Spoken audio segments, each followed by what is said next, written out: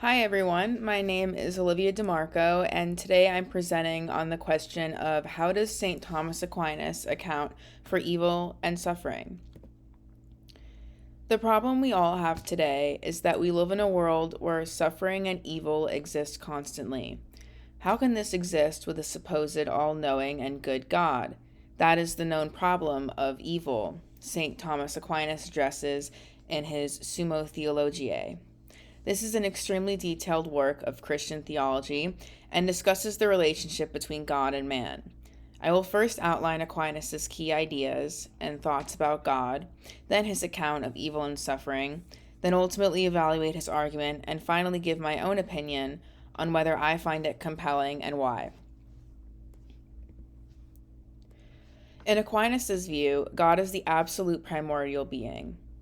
In his Prima Par, he discusses whether God has free will, and Aquinas states that God does not will evil, but wills to permit evil. Aquinas states, God therefore neither wills evil to be done, nor wills it not to be done, but wills to permit evil to be done, and this therefore is a good.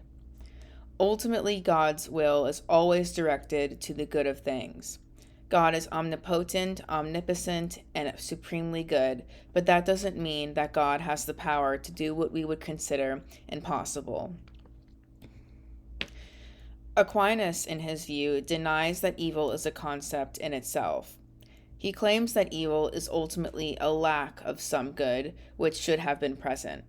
In Prima Par, specifically 48, he asks the question of, is evil a nature? And argues that evil is not a nature, but a state in which the good is lacking.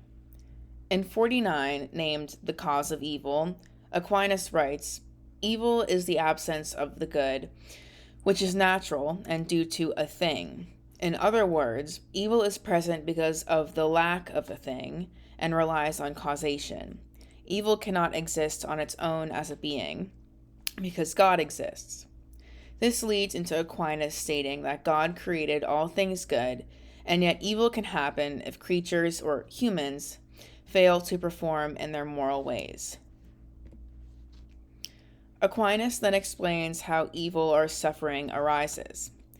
Since creatures have freedom and free will, and are subject to change, some sort of defect or malfunction is bound to occur. Here are some key points. Moral evil, or what we would call sin, arises when the will chooses a good improperly or turns away from what we would call the proper good.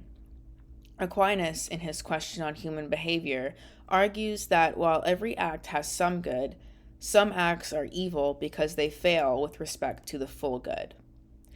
Natural evil and suffering arises as a cause of some good in the natural order, such as dying or injuries. That is, it is a being that suffers a lack of good, has these tragedies.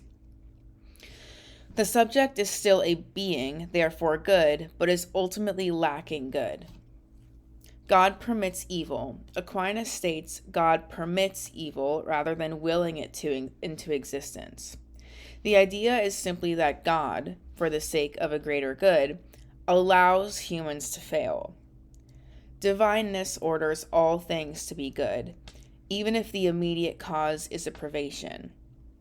Meaning, Aquinas argues that God is not the direct cause of the privation, but instead permits it under his divine will, and therefore the existence of evil does not contradict God's goodness or undermines his importance. In summary, creatures or humans are made good, but some choose wrongly or are subject to defect. Evil is a lack of good, so God permits this for the sake of a greater good or for the order of creation. To go into further detail, Aquinas holds that divine providence goes to all things, but that not everything occurs by God's direct will of that event. He distinguishes between what God causes directly and what he permits. In 49, he also argues that evil has no good cause, but has a material cause, and some form of accidental cause.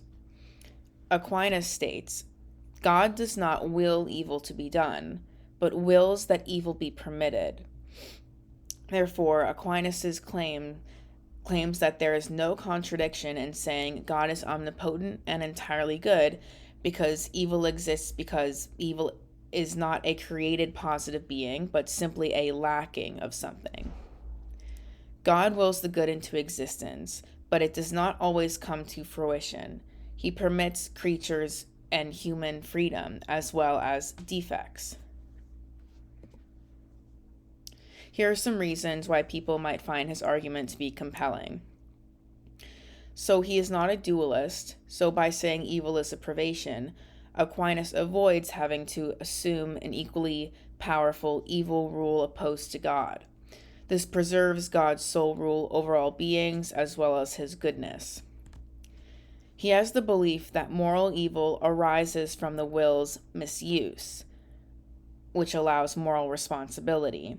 Humans are real beings capable of emotion and witnessing their own consequences. It also keeps God's role of divine goodness. Since God does not will evil as evil specifically, and creates all beings which are good, his account preserves divine goodness. His argument also has metaphysical details. The privation account gives an explanation of how evil can exist without being a specific sort of thing. Therefore, it brings metaphysics into play as well, not just his theological ideas.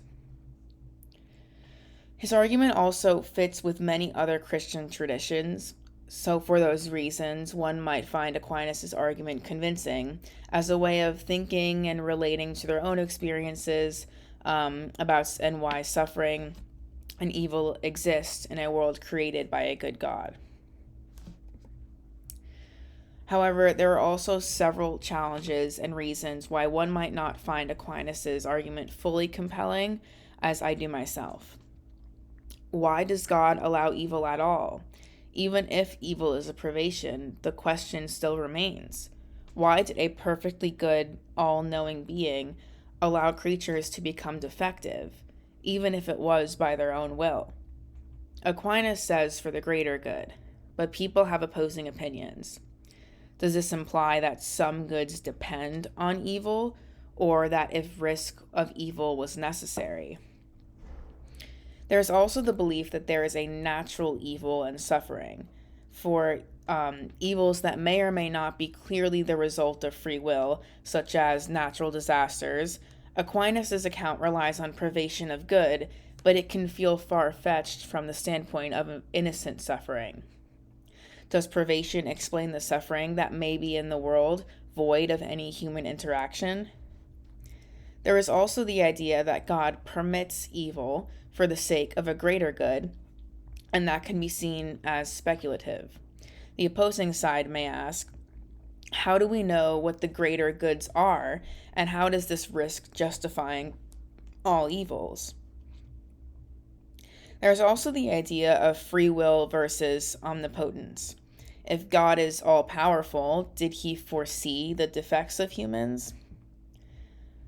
From a pastoral point of view, explaining evil as privation may feel complicated when faced with intense suffering. So while Aquinas' account is powerful intellectually, there remain unanswered questions, and that might lead someone to reject or at least question his views.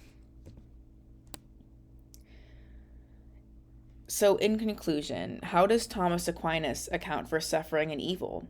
He does so by seeing God as supremely good and evil as a privation of the good rather than a positive being, originating either in human defect or misuse of freedom, ultimately permitted by God, but ordered under divine providence. Do I find his argument compelling? No, I do not. I am personally an atheist, and I have been for many years. Even if I took the view of believing in God, I do not think his argument is compelling. If God, an all-powerful, omnipotent being, existed, I do not think under any circumstances, human defect or not, God would let evil and suffering exist. Aquinas gives a well thought out and detailed argument. However, I personally view Aquinas' beliefs as more of a way to live in the world and be more comfortable living life, while holding the belief that the omnipotent God watching over us is not punishing us himself, so to speak, or is in any way incapable. After constructing this video project, I am now adept in speaking about St. Thomas Aquinas and have more philosophical views under my belt. It was very interesting reading his work and going through his various views regarding evil and suffering. Thank you so much for listening.